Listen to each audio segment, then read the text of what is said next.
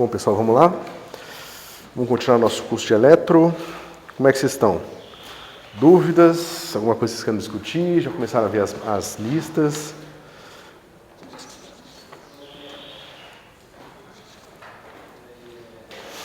Como é que foi lá a aula de sexta-feira com a Cíntia?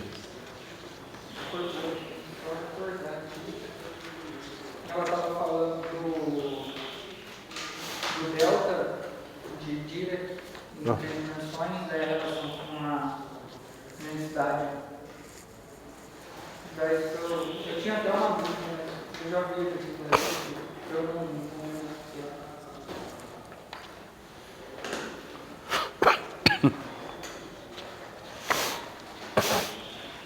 Você já viu?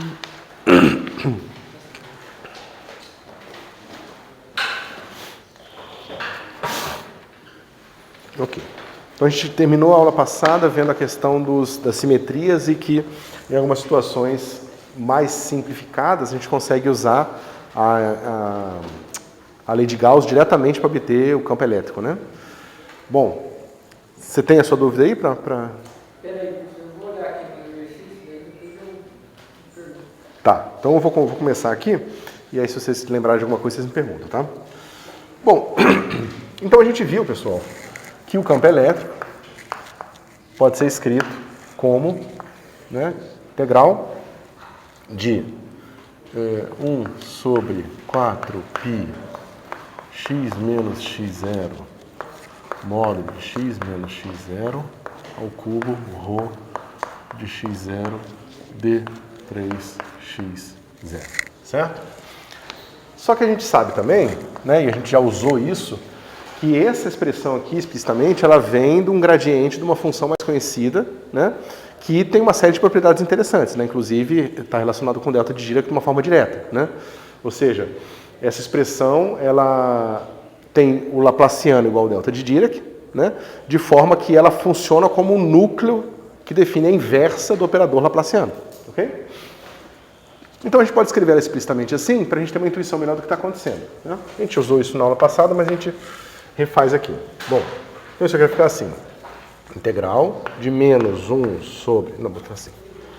De Laplaciano, tá, em x, de menos 1 sobre 4π, x menos x0. Módulo de x menos x0. Certo? Rho de x0 d3x0. Tá? Então, lembrando que o gradiente aqui é em x, então a gente pode muito bem botar o gradiente atuando só aqui, porque a dependência em x está só aqui, tá certo? O ρ a gente pode botar do lado de fora, ou a gente pode trazer para cá para dentro, né? Porque como não depende de x, eu posso botar o meu ρ aqui.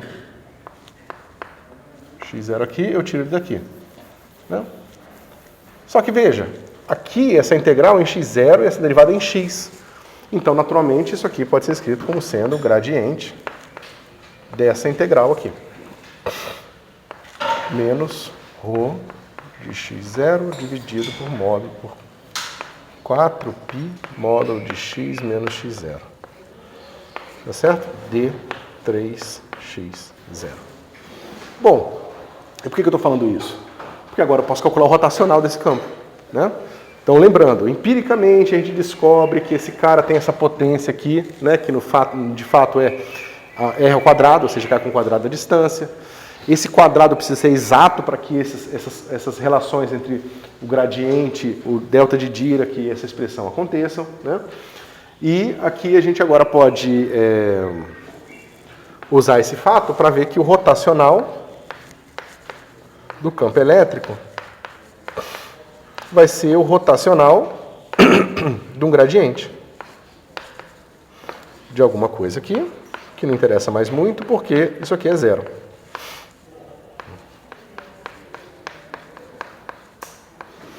Não vai ser sempre o caso, né? A não ser, quer dizer, somente no caso da eletrostática, mas aqui isso vai ser bastante útil para a gente. Por quê? Isso aqui sendo zero, o que o teorema de Helmholtz diz para a gente? Né? O teorema de Helmholtz diz para a gente que um campo F qualquer pode ser escrito como menos o gradiente de um potencial mais um rotacional aqui, né, porque eu fiz assim, Fzinho, mais um rotacional de uma função vetorial g aqui. Vocês lembram disso? Foi a última coisa que a gente viu naquela parte mais matemática do curso. Então, se a gente tem que o rotacional desse negócio aqui é 0, a gente sabe que o rotacional desse cara aqui não é 0. Tá certo? Então, a gente sabe que, nesse caso, a nossa função pode ser escrita completamente em termos de um gradiente. Tá certo? Mas era o que já estava explícito aqui, tá certo? O que pode ser um pouco confuso é que a gente pode achar que simplesmente vai ser sempre dado por essa expressão aqui. Tá certo? O que não é verdade. Tá certo? O potencial que a gente vai definir, que vai ser aquele cara que vai aparecer ali, ele não é necessariamente escrito dessa forma mais simples, porque essa forma mais simples vai ser atingida quando as condições de contorno forem simples também. Tá certo?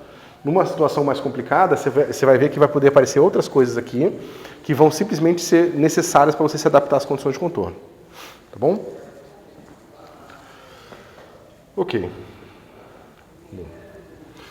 Então, sabendo que o rotacional desse negócio é 0, o que eu posso fazer? Se eu pegar uma integral de uma curva aberta qualquer, C, do meu E escalar dc, isso aqui vai ser integral na curva do gradiente daquela mesma brincadeira lá. Vamos lá. Integral aqui. Vou botar aqui no volume da carga, tá? Tanto faz. Mas posso botar no volume da carga. Que é a região do espaço onde o ρ é diferente de 0. Então isso aqui vai ficar integral no volume da carga de menos 1 sobre 4π, ρ de x0, x menos x0. Tá certo? De 3x0. Então isso aqui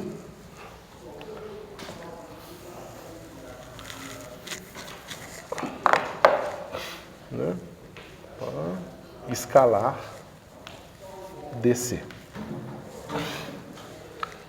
Certo? Mas o que é isso aqui?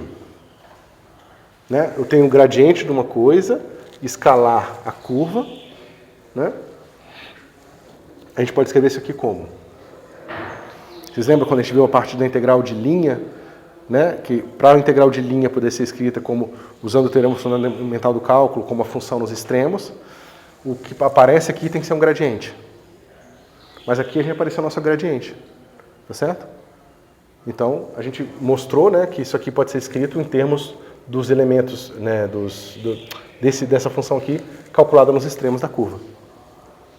Tá certo? Vocês lembram disso, né? Se eu tenho uma curva aqui, né, isso aqui parece uma integral, pensa no espaço qualquer, eu tenho uma curva aqui, essa é a minha curva C, ela começa aqui no XA, ela termina aqui no XB, tá certo? E eu estou integrando o gradiente de F escalar dc. Vocês lembram disso? O nosso C é esse vetor, né, com uma função de lambda.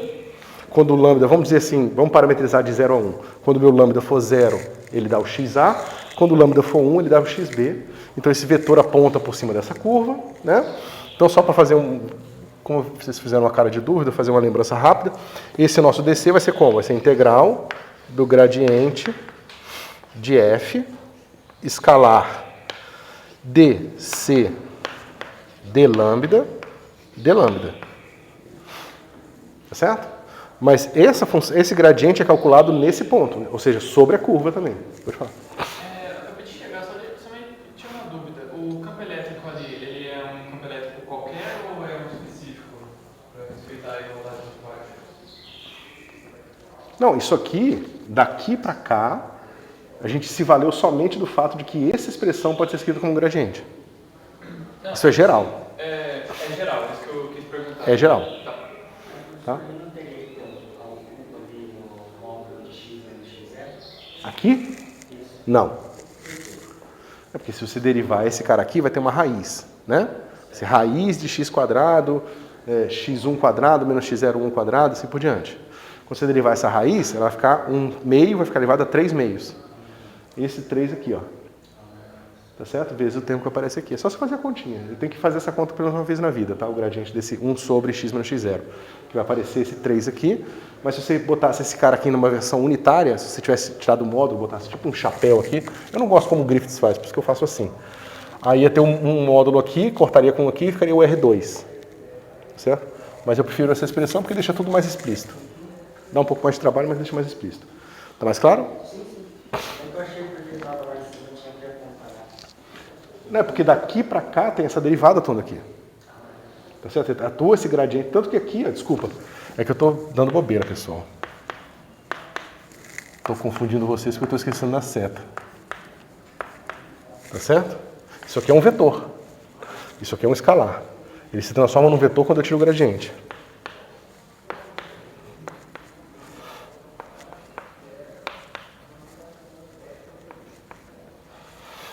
Deixa eu ver se eu esqueci mais. Esqueci.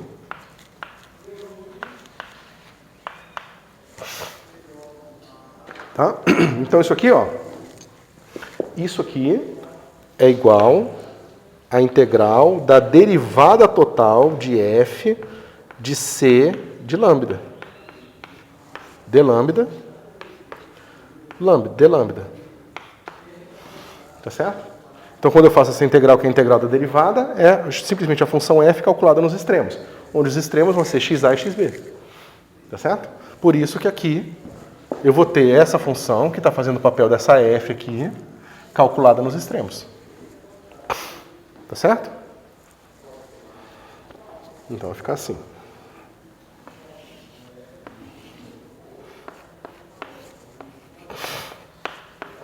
E como eu mostrei para vocês, pessoal, você sempre pode escolher o ρ de forma apropriada, de forma que isso aqui se reduz à fórmula para quando você tem uma cargas discretas, para quando você tem uma distribuição de carga em linha e quando você tem uma distribuição de carga em superfície.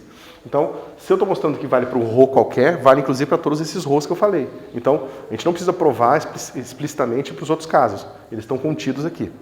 Tá bom?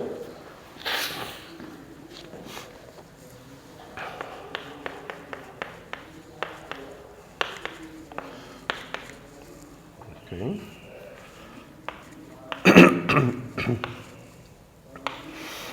Aqui é o x que vai ser calculado em xa, xb.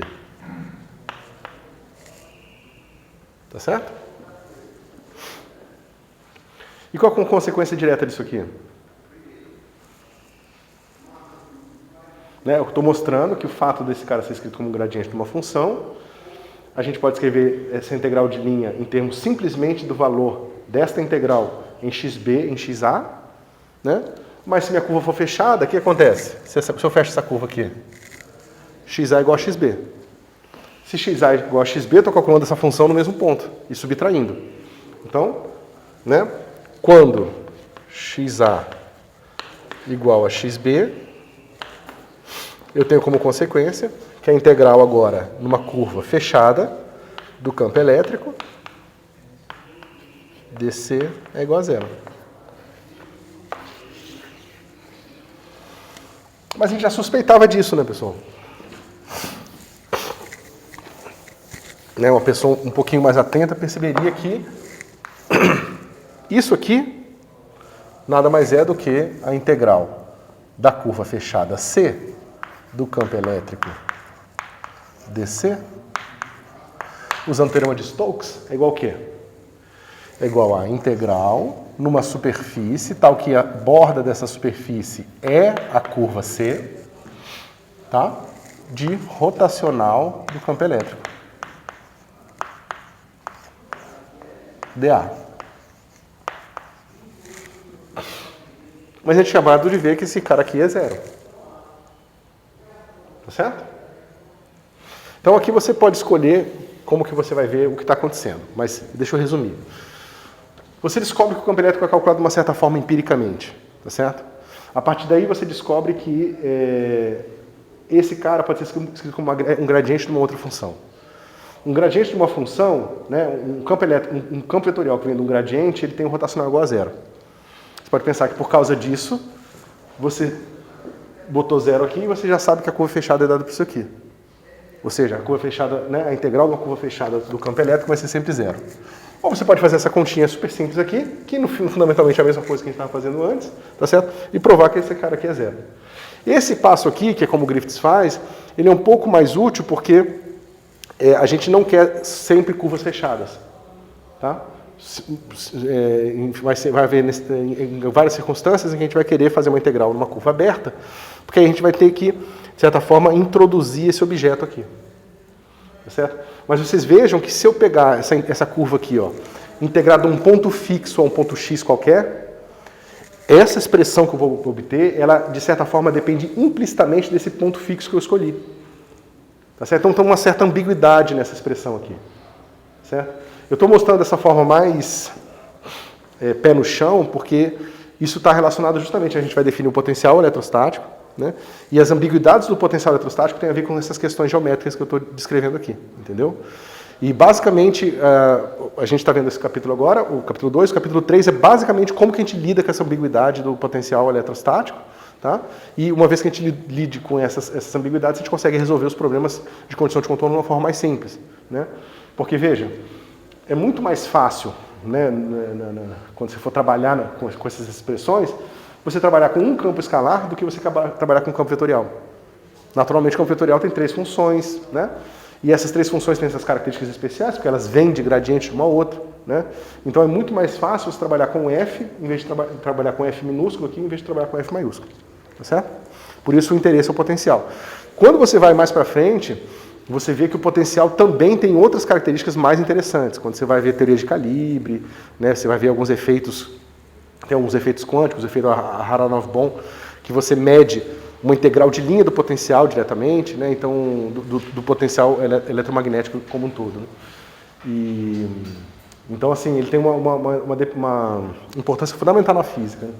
Todas as teorias que a gente faz a partir do eletromagnetismo, que a gente usa ele como base, que são as teorias de Young e Mills, também tem esses potenciais, tá certo? Então, e esses potenciais, essas liberdades que a gente encontra nesses potenciais, formam o que a gente chama de teorias de calibre.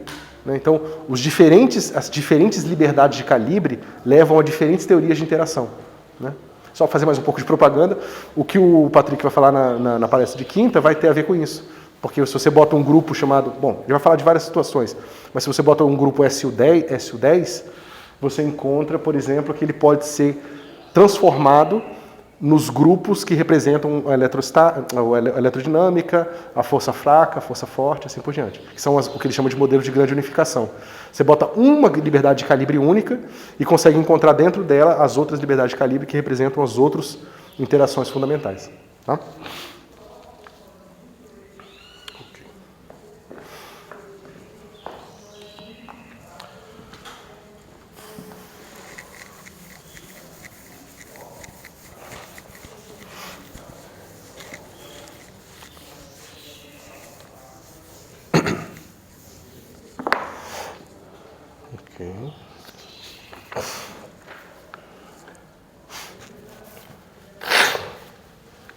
Bom, então, a gente já tinha visto divergente de igual a ρ sobre epsilon zero, e a gente acabou de discutir e ver que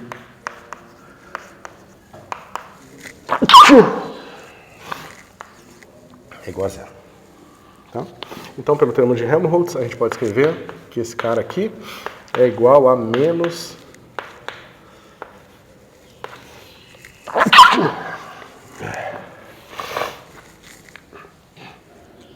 ok? Então, e nós já tínhamos visto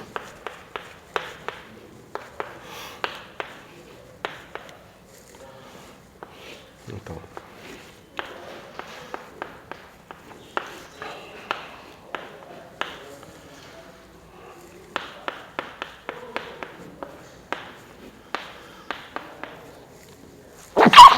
nossa senhora.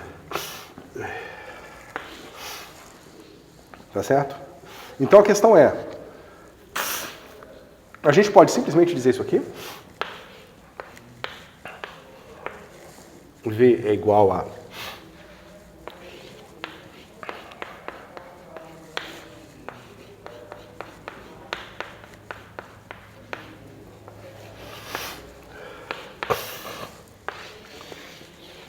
E a resposta está basicamente no que a gente fez para deduzir o teorema de Helmholtz. A gente viu que a gente fazia condições sobre aqueles operadores serem inversíveis, certo?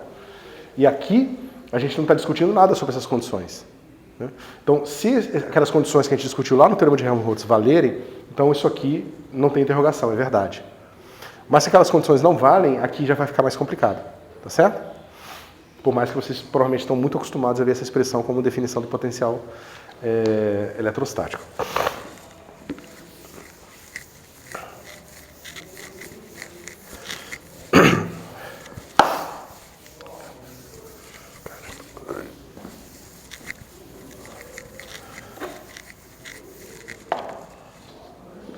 Oi. Uma pergunta. Eu tinha lembrado a parte anterior. A integral fechada do campo na minha curva, se ela é igual a zero, isso pode indicar que o campo é conservativo ou não tem nada a ver? É definição. Sim. Mas assim, é que o campo conservativo está pensando no sentido da força, né? Então, é que aqui não é exatamente a mesma coisa. Assim, não tem o mesmo significado físico, mas a estrutura matemática é a mesma. Isso. Mas assim... pois é, o Rift discute um pouco isso, né? O problema é que, inclusive, chamar isso aqui de potencial faz você pensar no potencial, na energia potencial, entendeu? E não é exatamente isso, entendeu? É um pouco diferente.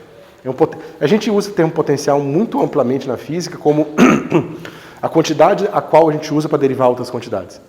Geralmente uma quantidade mais simples que você usa para derivar outras quantidades. Então, por exemplo, em teoria de perturbações cosmológicas, você tem o potencial de velocidade, que não é uma velocidade, mas se tirar o gradiente, você obtém uma função vetorial que é a velocidade, entendeu? Chama de potencial de velocidade. Então, é nesse sentido mesmo de potencial, de poder ser, quando é operado de uma certa forma. Ok. Então, isso nós já vimos.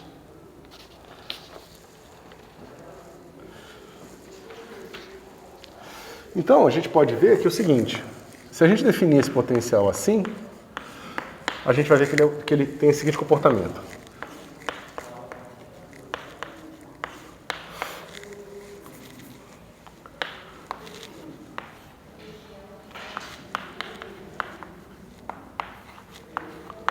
Ou seja, eu pego aqui uma curva, ela começa aqui em XA, ela termina num ponto que eu vou chamar de X, tá certo? E você vê que o meu potencial, ele está definido com essa, com essa constante aqui, que é justamente a dependência desse ponto, tá certo? Se eu tivesse definido o potencial, isso, tem a dependência implícita desse cara aqui, tá? Bom, se eu faço o meu potencial definido com esse XA cada vez mais distante de qualquer posição, qualquer distribuição de carga, o que vai acontecer? Você vai pensar nessa expressão aqui. Se eu estou longe da distribuição da carga, significa que essa distância aqui vai crescendo muito. Tá certo? No limite em que eu coloco o meu XA no infinito comparado à distribuição de carga, isso é muito importante, o que vai acontecer com esse termo aqui? Ele vai para zero. Tá certo? E aí você tem essa relação direta entre o potencial e o campo elétrico, que não é que não depende mais da constante. Você consegue fixar essa constante quando você diz que você está usando um ponto de referência numa posição que é infinitamente distante da distribuição de carga. E o que isso traz para a gente? Primeiro, precisa haver o infinitamente distante. Digamos que eu tenho uma situação que eu estou resolvendo um problema de eletrostática e eu sei as condições de contorno do meu problema aqui. Então, eu não estou interessado em resolver o meu problema no R3 inteiro. Eu nem posso para o R3 inteiro. Eu sei que eu quero saber como é que é meu campo elétrico aqui dentro, eu sei como é que meu campo elétrico é na borda, que é a minha condição de contorno. Então, eu não tenho a possibilidade, tem um pouco de carga distribuída aqui. Esse cara está longe, mas ele não está infinitamente distante. Entendeu? Então, você não tem o direito de fazer esse tipo de argumento aqui desse cara aqui no infinito. Outra coisa, digamos que você está fazendo aqueles modelos simplificados que eu falei para vocês, onde você coloca uma distribuição de carga num cilindro. Mas para não ter aquele problema da borda, você manda o cilindro para infinito. Bom, mas se tem carga lá no infinito, você não pode supor que seu XA ir para infinito é suficiente para mandar aquele termo para zero. Tá certo? É um pouco vago as coisas que eu estou falando aqui, porque eu quero primeiro desenvolver a intuição de vocês, mas no próximo capítulo a gente vai ver isso de um ponto de vista matemático um pouco mais formal. Já provar teoremas de existência, unicidade desses caras. A gente vai usar lá as identidades de Green para provar esses caras, né? Como que a gente fixa a condição de contorno e como que a condição de contorno serve para fixar esses operadores, certo? Então, por enquanto, é só para desenvolver a intuição de vocês e do que esses teoremas vão representar fisicamente, tá bom? Tá tranquilo isso aqui, pessoal? Então, são algumas características do potencial que eu vou discutir. Então, essa aqui é a primeira. Ao mesmo tempo, a diferença de potencial, digamos que eu faço o seguinte, eu pego esse cara aqui, tá certo? Está em X, né? Numa curva, desculpa, nessa minha curva C que vai até X qualquer. Então, se eu pego o meu V de X1 menos o meu V de X2, isso aqui não vai depender dessa constante aqui, vai depender dessas duas curvas, tá certo? Que vão se unir numa curva que vai levar X2 a X1. Então a diferença de potencial não depende desse ponto de referência, tá certo? Não tem relação com a energia potencial, né? Então isso aqui é fácil ver, porque você pode pensar o seguinte, isso aqui vai ser igual a, digamos que eu tenho essa curva 1, que é a curva que começa em XA e vai até X1, tá certo? E eu tenho a minha curva 2, que vai do mesmo XA até o 2. Tá certo?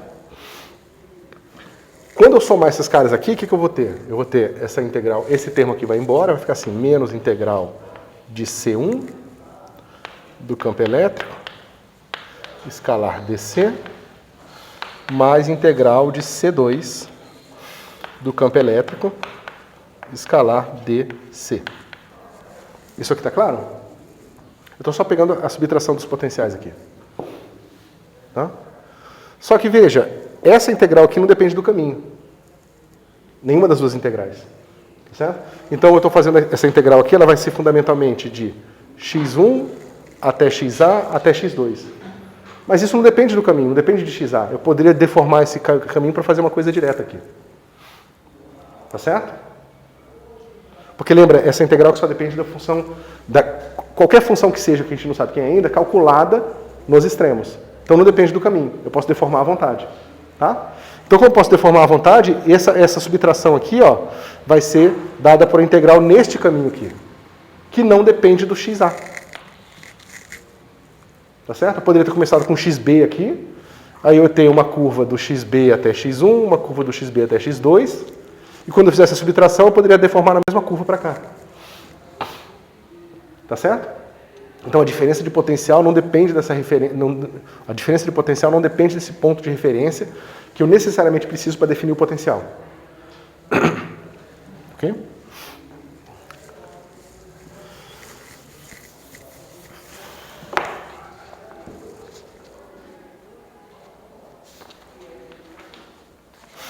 Bom, o que mais a gente pode fazer com isso aqui? Agora que a gente sabe que a gente pode escrever o nosso campo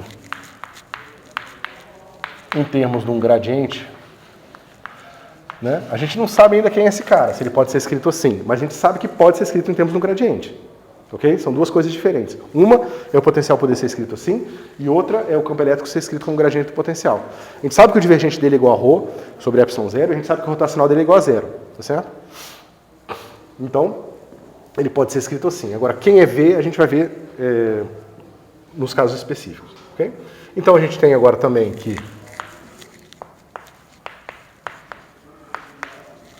é igual a ρ sobre ε0. Então, a gente toma o divergente dessa expressão aqui e vai obter o quê? Menos Laplaciano de V igual a ρ sobre ε0. Tá certo? E essa aqui é a equação de Poisson. Ok? Só que a gente viu em várias circunstâncias que o nosso ρ ele vai ser diferente de zero na região onde você tem carga e vai ter toda uma região onde ele não tem carga. Certo? Nessa outra região, a gente vai satisfazer outra equação. Vai ser menos Laplaciano de V igual a zero. Essa aqui é a equação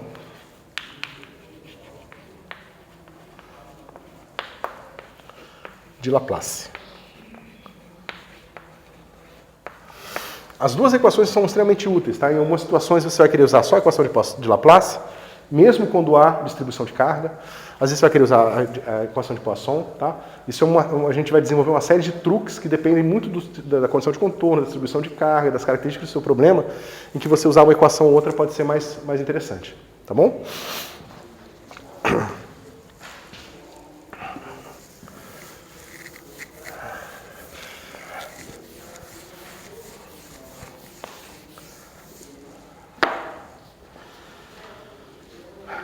Bom, a primeira coisa que você pode se perguntar é o seguinte, a gente usou, lá quando a gente estava fazendo a prova do teorema de Helmholtz, o seguinte, Laplaciano de V igual a zero. A gente estava invertendo o Laplaciano e usando isso aqui para provar que V igual a zero. Tá certo?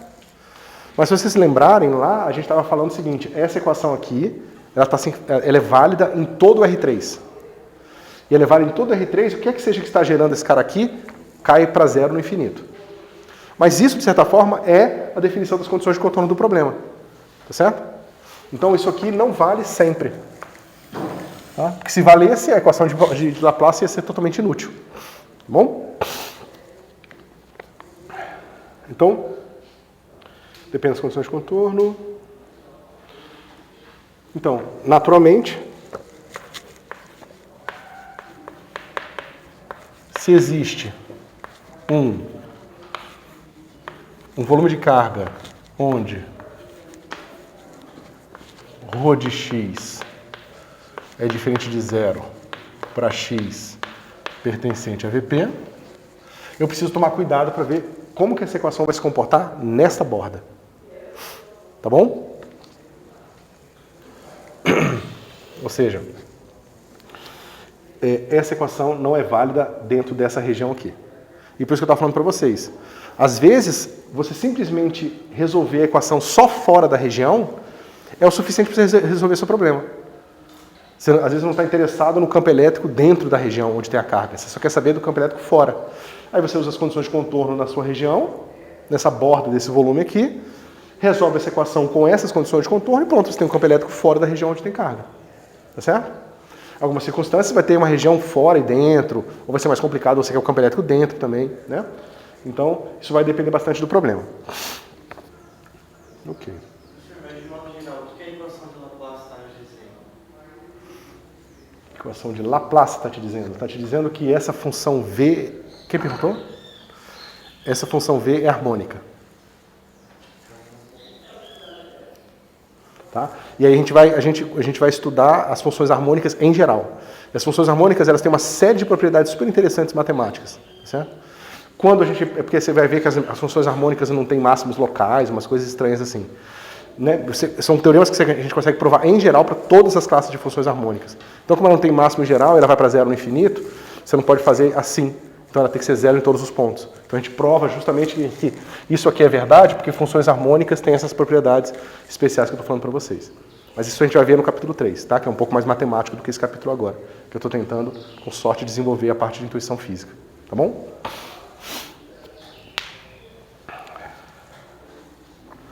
Bom, se colocarmos...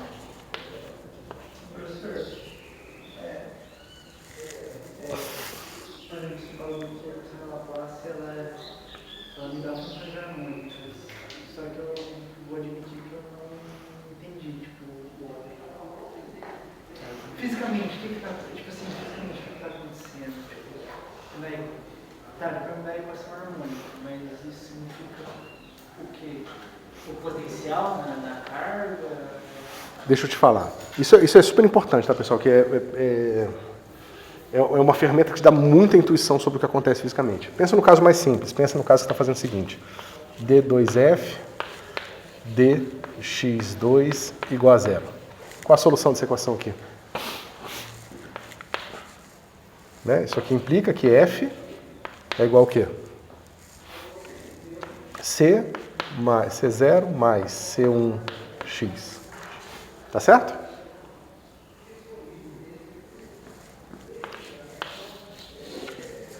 Essa função era hiper simples, né? Porque é uma função linear em x, é tipo uma reta, ok? Essa é a versão unidimensional das funções harmônicas. Você vê que essa função não tem máximo local em lugar nenhum. Ela está sempre crescendo.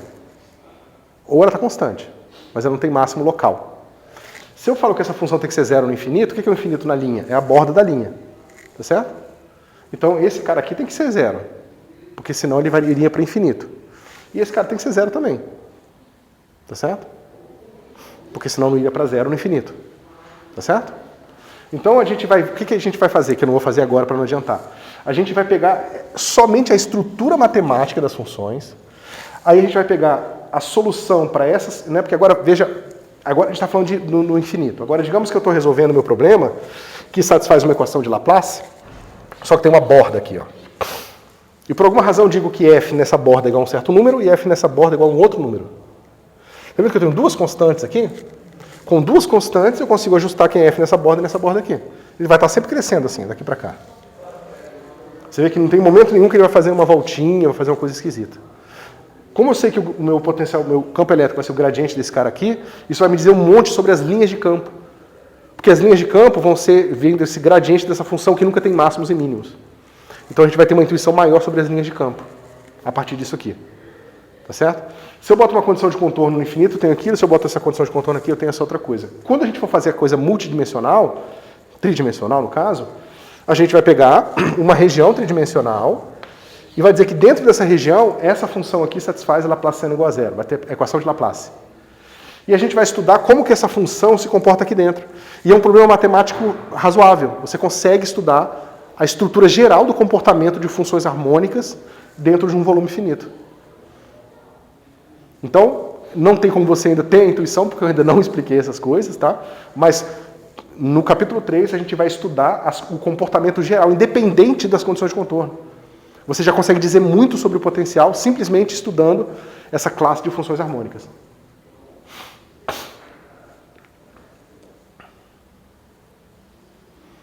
Melhorou? Piorou? Tá? Mas é que é hiper simples, né? A gente não consegue ver quase nada, porque é simplesmente uma linha reta. Mas se você for resolver isso aqui bidimensional, você já vai ver que vai complicar substancialmente. Você não consegue mais fórmula fechada. Tá? Pelo menos não assim, dessa forma simples. Você vai precisar uma série de Fourier, alguma coisa do tipo. Tá bom? Mas o interessante é que a gente consegue provar teoremas sobre as funções harmônicas sem encontrar a fórmula explícita para elas.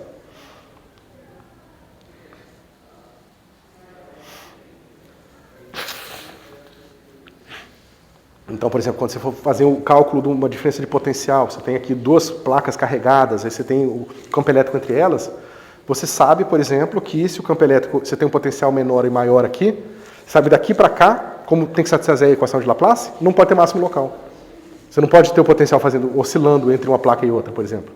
Como ele não está oscilando entre uma placa e outra, você pensa no gradiente disso, vai ser uma coisa que vai sempre ser a linha de campo apontando na direção de uma placa para outra. Tá certo? Mas assim, eu estou me adiantando um pouco aqui, tá? Não, pode falar. Então, quando eu tenho, tipo, essas ondulações, eu não vou ter porque tem que respeitar a equação de Laplace, eu não vou ter essas ondulações. Isso. Eu tenho, essas ondulações,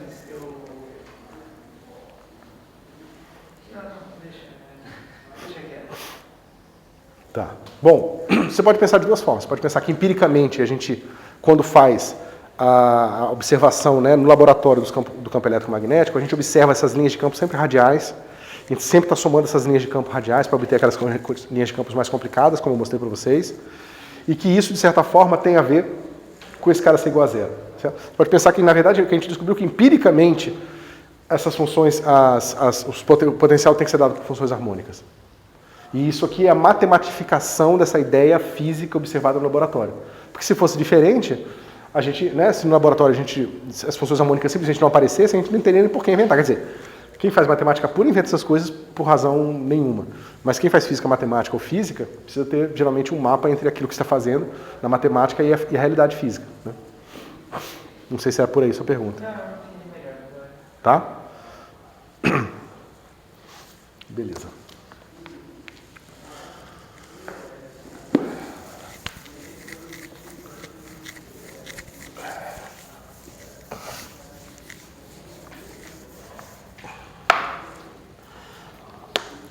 Bom, se a gente coloca o nosso potencial no infinito, ou seja, se a gente faz isso aqui, ó,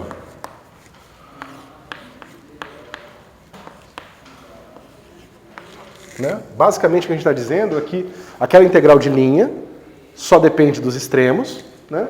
Então a gente tem aqui, esse cara aqui vai ser uma coisa assim, integral de menos, vou botar assim, menos o gradiente de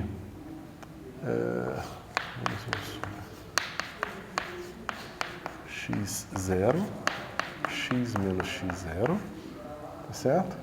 E aqui, escalar, vou botar dentro, escalar dc. Tá certo? E esse cara aqui é um ponto que eu vou botar o meu xa indo para infinito, tá? Isso aqui vai para infinito. Pode pegar numa linha só, numa direção só, em outra, tanto faz, tá? O que vai acontecer aqui?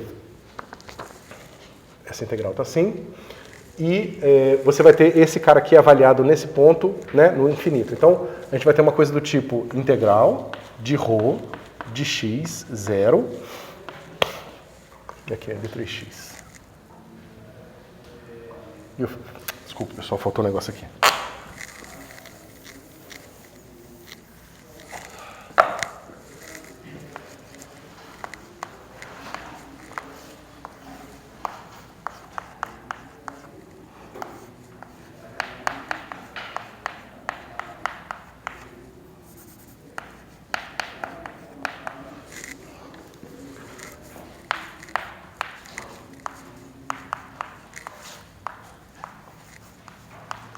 Tá certo? Então veja, esse cara tem que ser avaliado no infinito. Então vamos avaliar essa integral aqui no infinito. Então vai ser x0 dividido por 4π ε0 x menos x0. Tá certo? 0. E a gente quer o limite de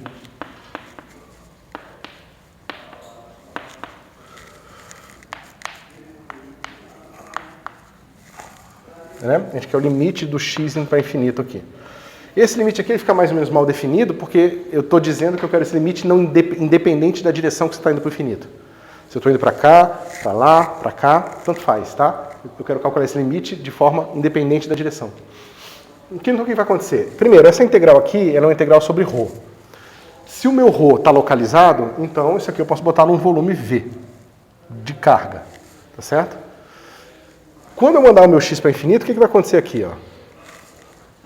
Eu posso escolher um ponto específico, posso botar uma coordenada esférica nesse ponto específico, e você vai ver que eu vou ter o ρ naquele ponto, dividido pela distância do meu x para o meu x0. Tá certo? Só que o meu x0 vai para o infinito. A não ser que eu bote infinita carga naquele ponto, lá no infinito, aquela contribuição vai ser 0. Tá certo? Então isso aqui vai para 0 quando eu tenho cargas localizadas. Tá certo? Então, nessa situação específica, você pode dizer que o seu potencial vai ser escrito como menos integral no volume da carga de menos 1 sobre 4π ε0 ρ de x0 x menos x0 de 3x0. Que é o que vocês estão acostumados a fazer. Ok.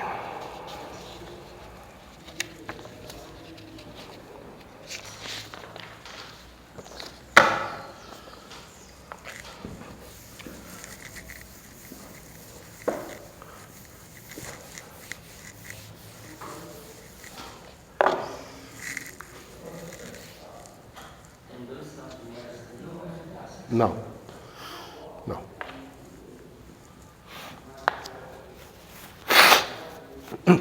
Tem sim.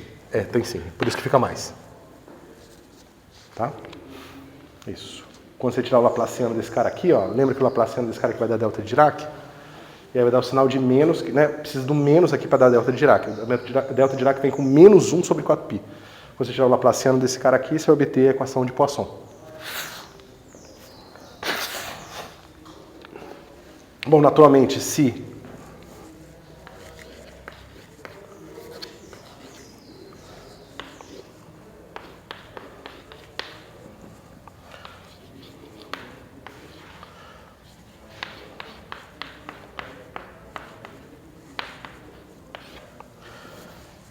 o meu ρ for igual a Q1 vezes uma delta de Dirac, minha distribuição de carga se reduz a uma carga pontual no ponto x1.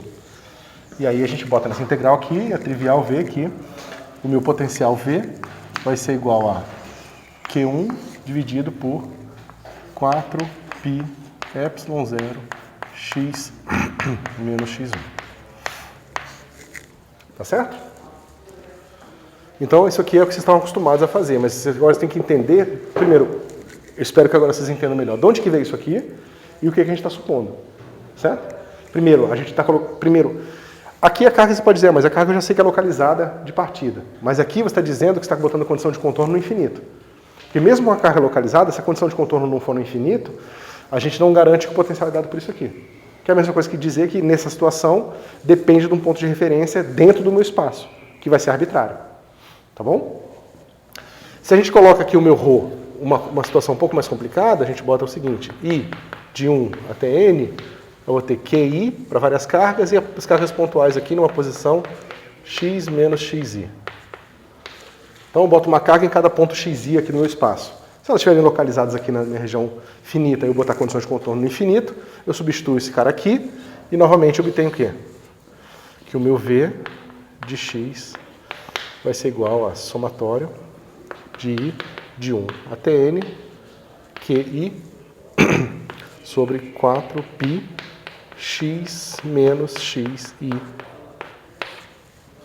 Isso aí. Tá? Que é outra forma, provavelmente, que vocês estão bastante acostumados. Normalmente, vale somente nessas circunstâncias das condições de contorno no infinito. Ok. Agora vamos falar um pouco de condições de contorno. Um pouco mais de condições de contorno.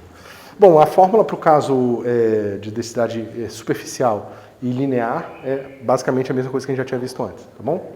E aqui a gente vê, naturalmente, que o nosso potencial V está satisfazendo o princípio de superposição tal qual satisfaz o campo elétrico. Mas a gente já sabia, a gente já esperava, já que um é gradiente do outro, certo?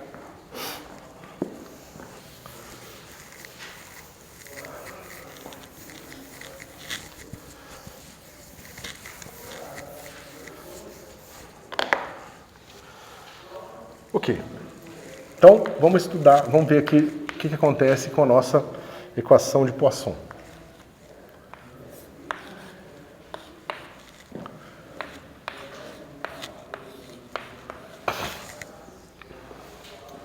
Bom. Senhor, esse sinal negativo não é do outro lado da igualdade? Depende. Pode colocar aqui se você preferir. Eu, às vezes, prefiro colocar aqui porque é um resultado que você tem que o espectro do Laplaciano é negativo definido. Ou seja, todos os autovalores do Laplaciano vão ser negativos. Quando você trabalha com menos o Laplaciano, você tem um operador que é positivo definido, ou seja, todo o espectro é positivo. Então, por conveniência, porque a gente costuma normalmente trabalhar com espectro positivo, a gente geralmente olha para esse operador aqui, que é menos o Laplaciano. Mas é uma questão de escolha, tanto faz. Tá? Oi? Por que nessa fórmula do V, somando as cargas... Ah, faltou o ε0, sim.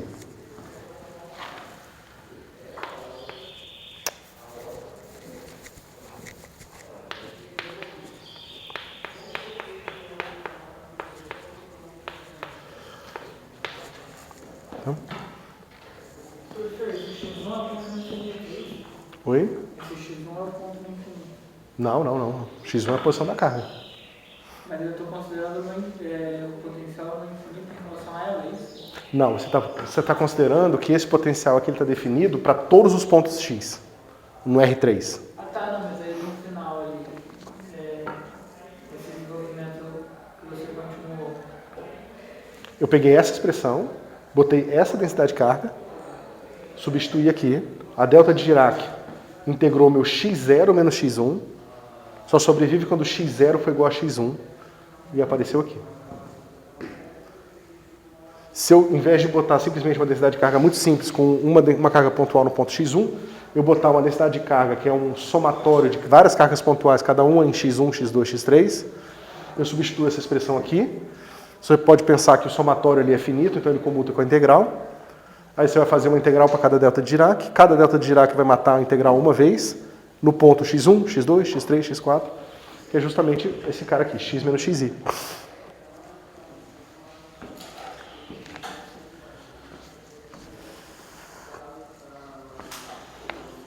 Beleza?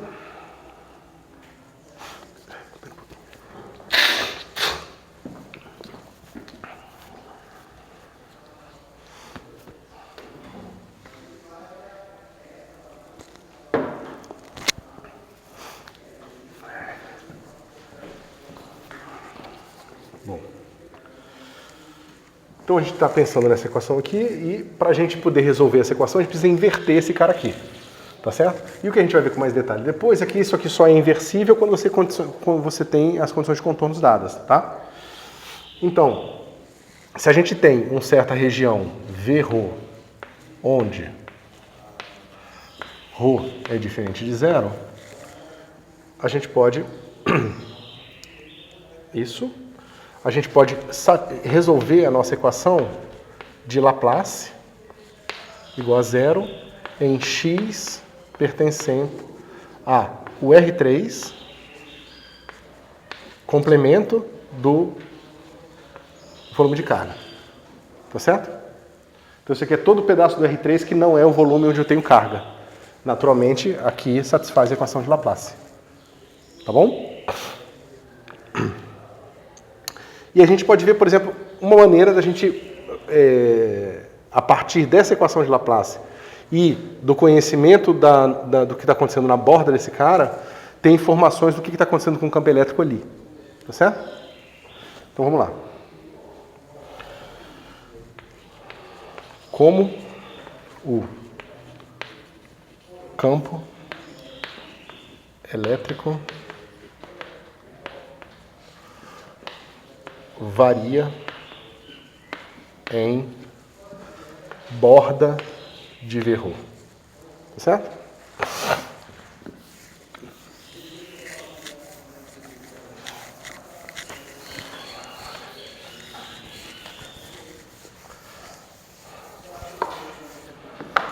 Então vamos lá. Então esse aqui é o meu V-ρ.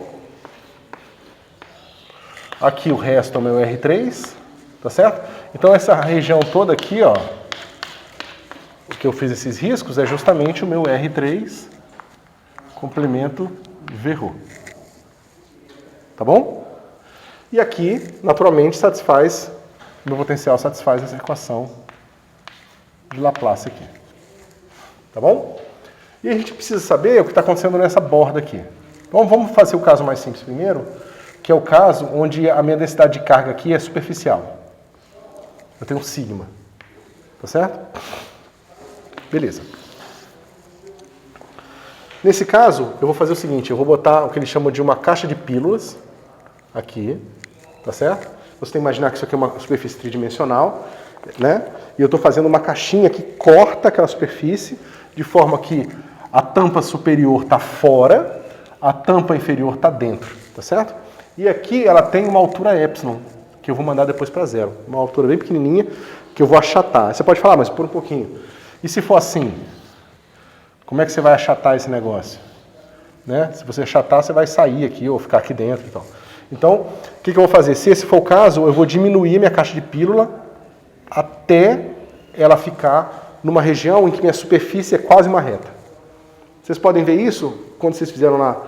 expansão de Taylor ou aproximação pelo plano tangente, você sempre pode pegar uma superfície e você pode localmente ver que ela é sempre parecida com o plano. Tá certo? Só você se aproximar o suficiente dela. Então o que acontece? A gente tem a seguinte integral.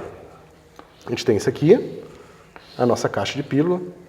A gente tem a norma A para cima, o vetor normal para cima da caixa, o para o lado, vai ser mais ou menos menos A, tá certo? Se isso aqui for próximo o suficiente, eu vou ter esses outros dois vetores que não vão influenciar para a gente, tá certo? E eu vou ter o seguinte, esse cara aqui eu vou chamar de S, é a minha superfície, isso aqui tem que pensar que é tridimensional, tá? Então vai ser o seguinte, integral fechada de E dA. A gente sabe que é igual ao quê? Veja, a gente está supondo uma densidade superficial de carga aqui. Então a gente tem uma linha aqui, que é um plano, que eu tenho uma densidade de carga sigma. Tá certo? Bom, quanto que dá isso aqui? Usando a lei de Gauss. Vai ser igual a carga dentro. Sobre ε0. Certo?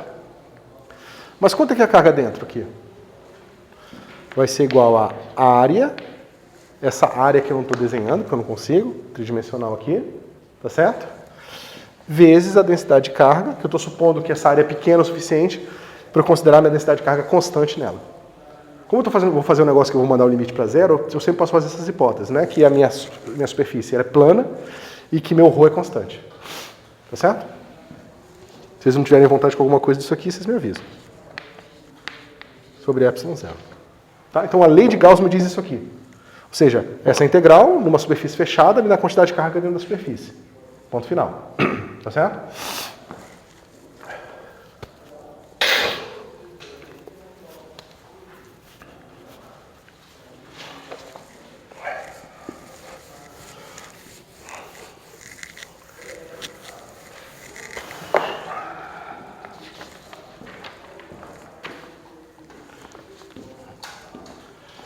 Bom, mas ao mesmo tempo, essa integral aqui ela vai ser como?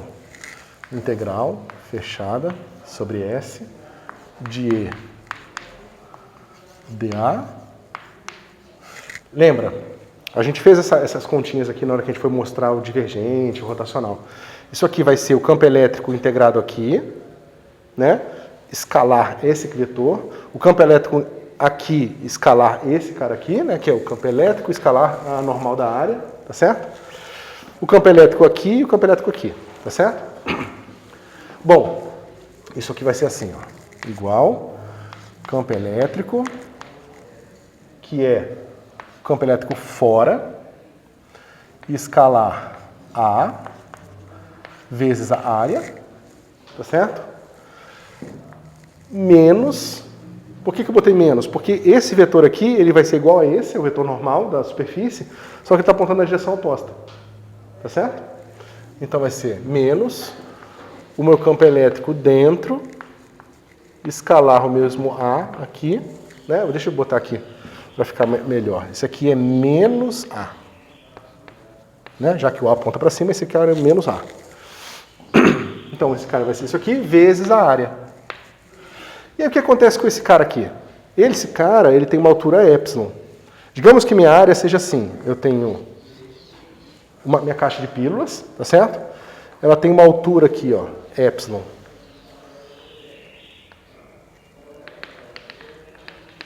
Minha caixa de pílula está aqui. Esse cara aqui é o meu ε, tá certo? A hora que mandar o meu ε para zero, essa área na borda aqui, ó, ela vai para zero, tá certo? Então, o que quer que seja meu campo elétrico escalar esse vetor e esse vetor aqui, vai ser multiplicado por um número que é proporcional a ε, que eu vou mandar para zero e vai embora. Mas, esse cara não. Porque esse aqui só depende da área aqui de cima. Só depende dessa tampa aqui. Essa tampa não está indo para zero, ela é muito pequena. Para eu considerar meu campo elétrico constante nela e meu sigma constante nela. Mas ela não é zero.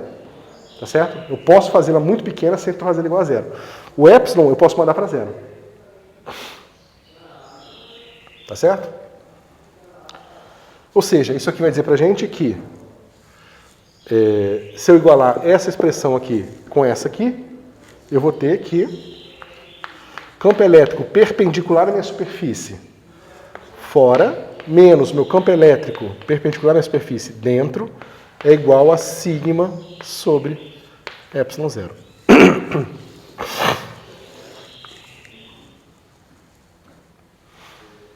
Então, o que acontece com o meu campo elétrico quando eu passo por uma superfície carregada? Ele é descontínuo. Isso aqui vai ser uma das coisas que a gente vai usar um bocado para resolver problemas, tá? Ou seja, você tem um campo elétrico aqui, e aí você tem uma superfície carregada, na hora que ele passa pela superfície, ele muda o valor dele, de forma descontínua, abrupta. Tá certo? Justamente por causa da presença da carga.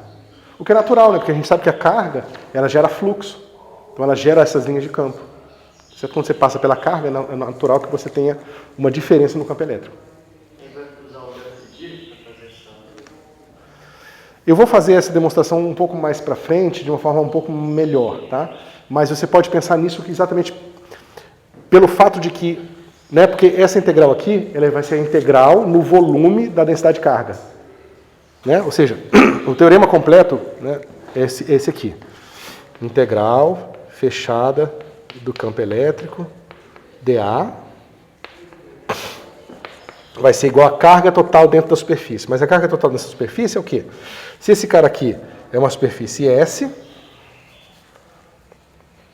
eu tenho que fazer a integral no volume, tal que a borda do volume é igual a S, do ρ de x...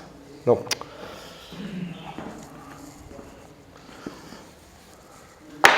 Isso, né? É isso mesmo. Do ρ de x0 sobre ε0 de 3x. Certo? Isso aqui é divergente de E igual a ρ.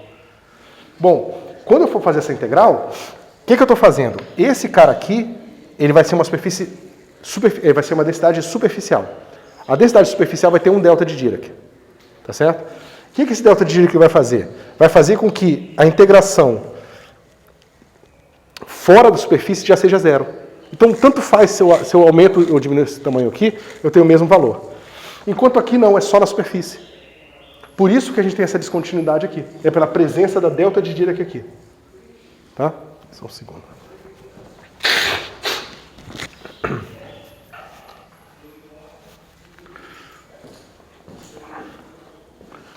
Tá certo? Então, você tem razão. A descontinuidade aqui vem da presença da delta de Dirac.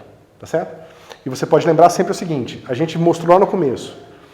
Você tem uma função contínua, você pode ter uma função contínua com bico, a derivada da função contínua com bico vai ser uma função delta, uma função θ, uma função degrau, e a derivada da função degrau vai ser uma função delta de Dirac, vai ter uma descontinuidade infinita.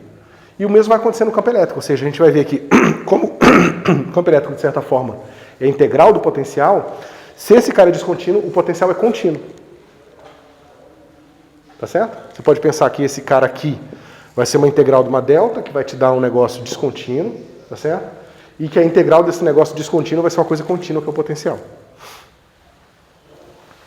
Tá certo? Mas a gente vai ver isso com um pouco mais de detalhe. Beleza? Até aqui tudo bem? Então o que a gente está vendo? Pensa que agora a gente alinhou essa caixinha aqui, de forma que aqui a direção para cima é a direção Z. Certo? Então isso está dizendo para a gente o seguinte, que o meu E, módulo dele na direção perpendicular, ele vai ser descrito por uma função que é assim, ó. Tem um certo campo elétrico aqui, aqui em Z0, né? Que é esse corte no meio aqui, né? Essa altura aqui, Z0, tá certo? Ele vai passar de um outro valor aqui de forma descontínua. Tá certo? O campo elétrico dentro é uma coisa e fora é outra. Certo? Onde eu botei Z menor que Z0 dentro e Z maior que Z0 fora. Tá? Ok. Então a gente pode escrever esse cara aqui. Perto da superfície, esse meu E de Z vai ser igual a E perpendicular fora, mais, espera aí se eu fiz certo. Tá ao contrário, é dentro aqui. dentro é igual a θ de z menos z0, né? Vezes E perpendicular fora menos E perpendicular fora menos E perpendicular dentro. Ou seja, quando o meu Z for menor que Z0, esse cara é zero. Dá o campo elétrico dentro. Quando o meu Z é maior que Z0, eu vou ter que esse cara aqui é igual a 1. Quando esse cara for igual a 1, vai dar o campo elétrico fora menos o dentro, subtrair esse com esse, dá o campo elétrico fora. Então essa função aqui descreve esse comportamento que eu acabei de desenhar aqui em cima. Então, Professor, esse teta funciona como mesmo? é aquela função de Ripside. É assim. Ele é 1 para... Eu já vou escrever aqui. Θ de x é igual a 1 para x maior que 0 para x menor que 0. Tá certo?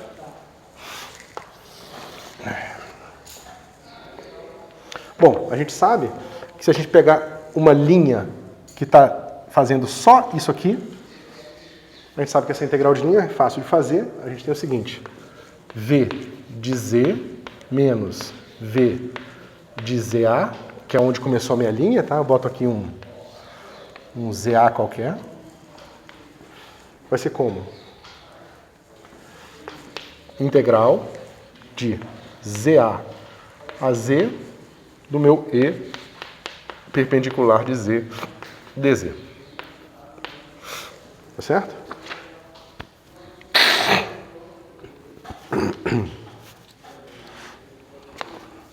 Tem um menos aqui.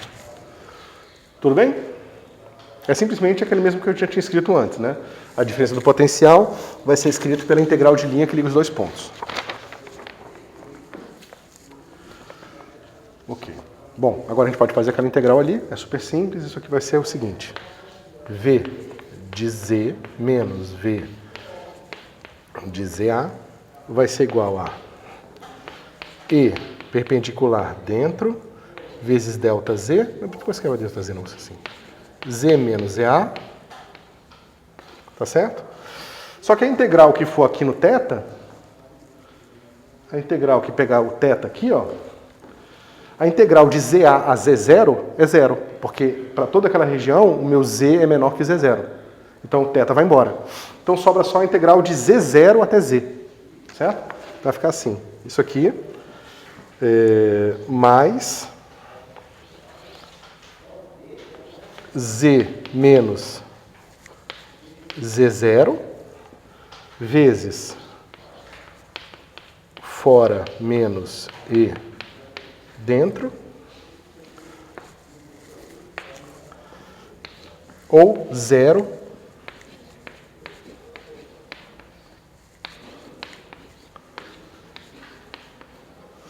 de zero. Tá certo? Então você vê que a nossa função tem uma certa descontinuidade também, mas essa descontinuidade, quer dizer, tem uma certa característica esquisita aqui, mas a gente vai ver que não é uma descontinuidade, é um bico. Tá certo?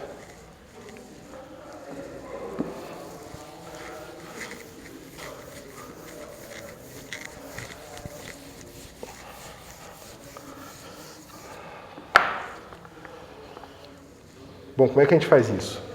A gente vai fazer o seguinte, vai falar que Z é igual a Z0 mais epsilon, e a gente vai dizer que o nosso ZA vai ser igual a Z0 menos epsilon. Tá certo? E a gente vai ver o que acontece com essa função quando a gente manda o nosso epsilon para zero, se ela tem uma descontinuidade ou não. Tá bom? Então o que vai acontecer aqui?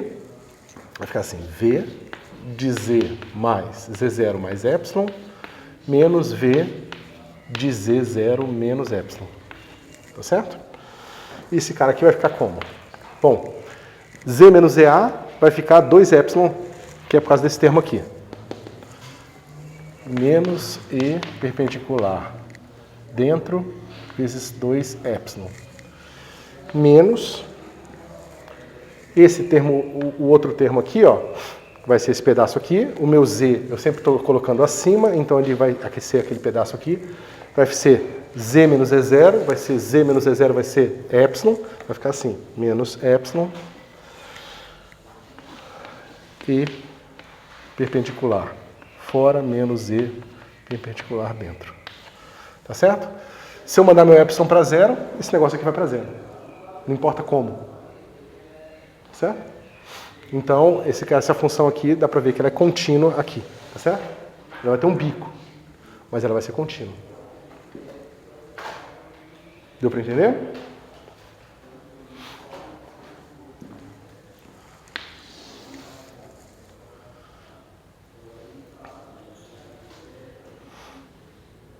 Deixa eu ver se eu vi a cara de vocês um pouco. Tá. Porque o que acontece é o seguinte, pessoal. Ó.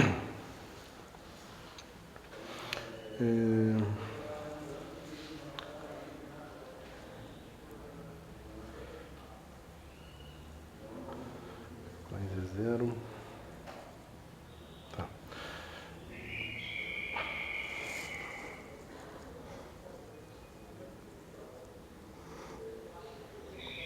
Deixa eu ver.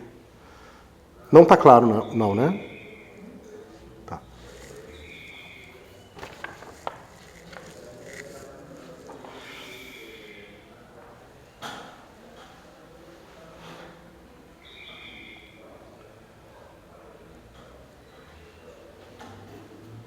Deixa eu ver se é mais fácil de ver. É porque, assim, graficamente é fácil de mostrar, né? Você tem uma função aqui, que é uma constante, tá certo? E você está integrando uma função que é uma constante. Então, esse cara vai ser uma linha aqui, tá certo? E esse cara também vai ser uma constante, também vai ser uma linha, tá certo? Só que a inclinação muda nesse ponto. Tá certo? Porque aqui é a derivada da função aqui é a derivada da função lá. Então, você vai ter uma função que vai ser assim, vai ser aqui e vai fazer assim, entendeu? Mas nesse ponto, ela tem a mesma... Bom, ela podia ser assim, né? Mas ela tem que ter a mesma altura aqui. Por isso que eu estava mostrando que quando eu me aproximo de epsilon, ela tem o mesmo valor. Tá certo? Tanto por cima quanto por baixo.